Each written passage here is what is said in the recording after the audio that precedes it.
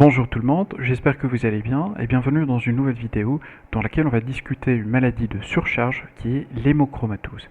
Alors l'hémochromatose, c'est une maladie génétique à transmission autosomique récessive avec plusieurs gènes qui peuvent être impliqués, mais le plus souvent on a une implication du gène HFE. Pour le reste, les autres gènes qui peuvent être intéressés dans cette pathologie, ça représente uniquement 5 à 10% des cas. Et puis j'aimerais mentionner que ces dépôts de fer, ils vont se faire au niveau de plusieurs organes, notamment au niveau du pancréas, au niveau du cœur, au niveau de la peau. Mais pour cette vidéo, on va voir surtout les anomalies histologiques qu'on va observer au niveau hépatique. Alors pour ceci, on va observer certaines laves virtuelles. Et on va commencer par celle-là, donc sur laquelle on a fait une biopsie hépatique. Donc on voit ici la carotte biopsique.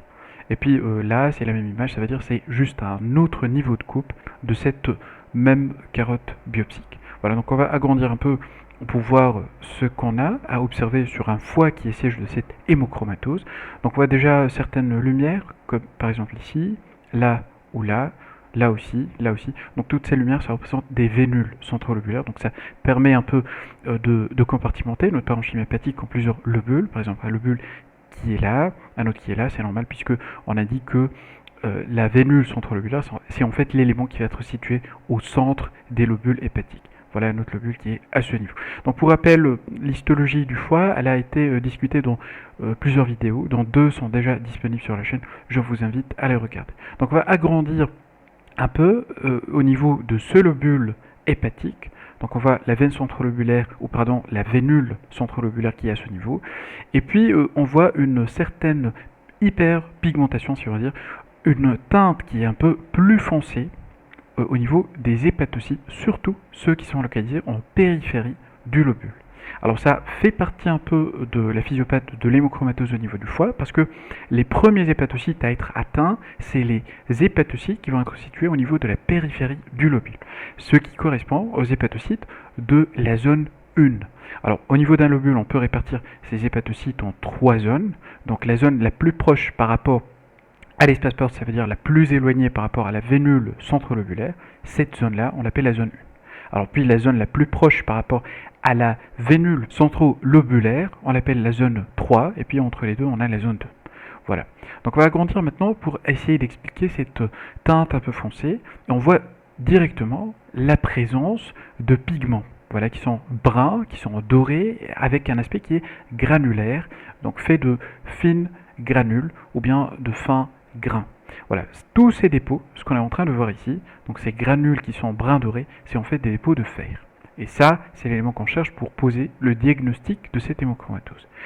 Ces dépôts, ils sont où? Ils sont localisés au niveau du cytoplasme des hépatocytes. C'est des dépôts qui sont intracellulaires, intracytoplasmiques. Mais pour l'hémochromatose, il y a une disposition un peu particulière. Parce que, alors, si je vous montre une région bien particulière, par exemple ici, voilà. Donc on voit ici une travée hépatocytaire. Voilà, la cellule, je sais que elle est là. Voilà toutes ces parties qui représentent le cytoplasme, mais je ne vois pas que les dépôts, ces grains, se disposent de façon aléatoire. Par exemple, au niveau de cette région, on n'a pas beaucoup de dépôts par rapport au niveau de cette région. Ça veut dire que même si c'est intracytoplasmique, mais ça suit un trajet bien précis. Ça suit cette ligne-là. À ce niveau, ça suit cette ligne-là. À ce niveau, cette ligne-là et cette ligne-là. Alors, ça veut dire qu'il y a une certaine structure que vont suivre ces dépôts. C'est quoi cette structure? C'est en fait le canalicule biliaire. Je vais essayer de vous démontrer ça. Voilà, un joli exemple qui vous montre qu'à ce niveau, on a le cytoplasme des hépatocytes. Donc voilà une cellule qui est à ce niveau, une autre qui est là. Et puis, pas au niveau de tout le cytoplasme qu'on va trouver ces dépôts, mais dans une zone linéaire bien particulière. Et si vous observez bien, vous allez trouver une ligne au centre qui est éosinophile. Ça veut dire qu'elle est épargnée de ces dépôts, donc qui ne comporte pas ces dépôts de fer, et c'est ça le canalicule. Et les dépôts, on va les trouver de part et d'autre de ce canalicule. La même chose ici, juste à côté, ligne au centre qui est le canalicule, éosinophile, de part et d'autre les dépôts. Si on cherche un peu plus, on va trouver d'autres exemples. Voilà, voilà, donc ça, on vient de le voir. Et puis, à ce niveau, voilà, donc un autre exemple, donc avec le canicule au centre, et puis on a les dépôts de part et d'autre. Ça, c'est ce qu'on appelle une disposition péricanaliculaire qui est assez évocatrice de l'hémochromatose.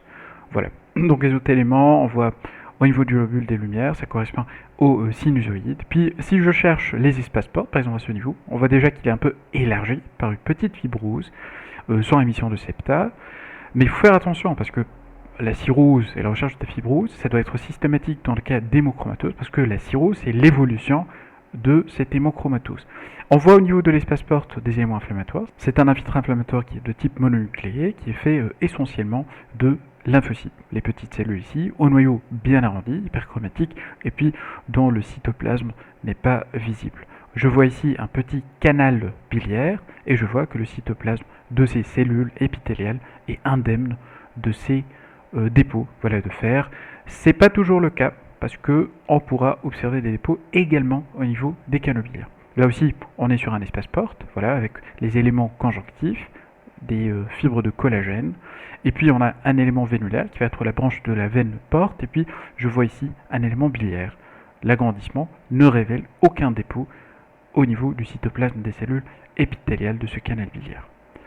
Voilà, donc ça a été pour le premier cas. Donc rappelez-vous les pigments qui sont les dépôts de fer, et puis cette disposition particulière en péricanaliculaire. Voilà, je passe maintenant à un autre exemple dans lequel on a réalisé une biopsie. On voit ici la carotte biopsie qui s'est un peu déchiquetée, c'est un peu moins conservé par rapport au premier cas, mais on peut quand même imaginer ou localiser certains lobules hépatiques. Voilà, par exemple ici on a un lobule avec la vénule centrolobulaire, là aussi la même chose.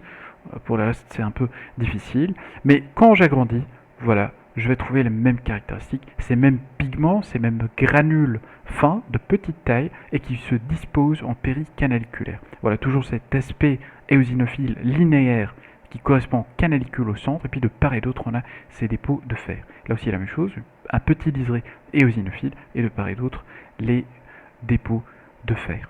Voilà, si on se balade. Et puis, comme je disais, la première zone à être atteinte, c'est la zone 1, mais l'évolution va faire qu'on aura tous les hépatocytes du lobule qui vont être atteints. Voilà. Donc c'est ça. À la confirmation maintenant, comment on va faire? Déjà, on se pose la question, est-ce que ces pigments, c'est vraiment du fer ou pas? Donc on va compléter par une coloration spéciale qui est la coloration de Pearls. Alors ici, on a utilisé la coloration de Pearls pour le premier cas. Et voilà la carotte biopsique. On voit certaines lumières qui correspondent aux vénules centrolobulaires. Voilà notre lobule.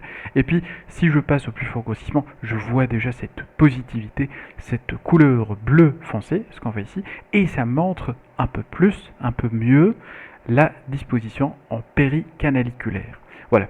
Si j'agrandis, voilà, je vais trouver que, par exemple ici, toute cette épaisseur, ça correspond à la trave hépatocytaire, mais les dépôts de fer, ça n'occupe pas tout le cytoplasme. C'est concentré autour des canalicules biliaires.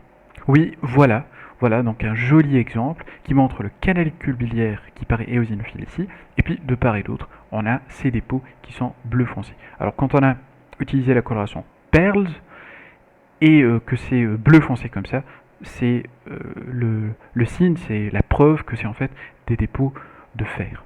Voilà, la même chose, donc toujours le canalicule au centre, et puis de part et d'autre, les dépôts. Tous les dépôts qu'on avait observés, qui avaient cette teinte brune et dorée, c'est en fait des dépôts de fer, et ça a pris la coloration avec cette coloration de Pearls. Voilà, donc ici, un aspect en croix avec un canicule biliaire qui est ici, l'autre qui passe de cette façon, et puis de part et d'autre, on a les dépôts. Donc ça va être la fin pour la lame virtuelle pour cette vidéo, parce qu'il y aura une deuxième partie qui va apparaître sur ce même sujet d'hémochromatose. Dans la deuxième partie, on va voir essentiellement l'évolution, ça veut dire hémochromatose qui est compliquée de cirrhose, et on va voir aussi un élément important, c'est quoi les signes qui doivent nous faire suspecter le développement d'un CHC, qui est en fait la complication ultime de cette hémochromatose. Donc je passe rapidement pour une petite récapitulation de ce qu'on vient de voir. Donc l'hémochromatose, bien sûr je vous mets les différentes lames virtuelles qu'on a observées en description. C'est une pathologie à transmission autosomique récessive. Souvent, il y a une atteinte du gène HFE avec deux mutations qui sont les plus fréquentes, les plus fréquemment décrites, la C282Y et la H63D. Il y a d'autres gènes qui peuvent être impliqués, mais ça concerne 5 à 10% des cas. Il n'y a pas vraiment de relation qui est comprise entre la mutation et les dépôts de fer. Donc ça reste toujours mal compris. Cliniquement, les patients sont souvent d'origine nord-européenne, donc de l'Europe du Nord, avec une présentation clinique qui est très variable. Donc on a, comme dit, des dépôts de fer qui vont s'installer au niveau de multiples organes. Donc on peut voir une dysfonction cardiaque, un diabète lorsque ça intéresse le pancréas, la peau, ça va se manifester par une hyperpigmentation cutanée, et puis le traitement, il y a une grande importance à la phlébotomie, ou bien les saignées, ça veut dire on va essayer de perdre une petite quantité du fer par la perte de sang, et faire attention au risque qui est le CHC. Voilà. Donc des cas, ça suit l'évolution normale, c'est-à-dire on aura tout d'abord une installation de fibrose, puis la cirrhose, puis le CHC, mais il faut faire attention, parce que le CHC, dans le cadre de l'hémochromatose, ça peut se développer même en absence de cirrhose, et même si les patients sont sous traitement chélateur de fer. Sur le plan macroscopique, le foie va être de couleur brune foncée, d'aspect rouillé, et puis la cirrhose, on peut trouver aussi un aspect d'hépatomégalie.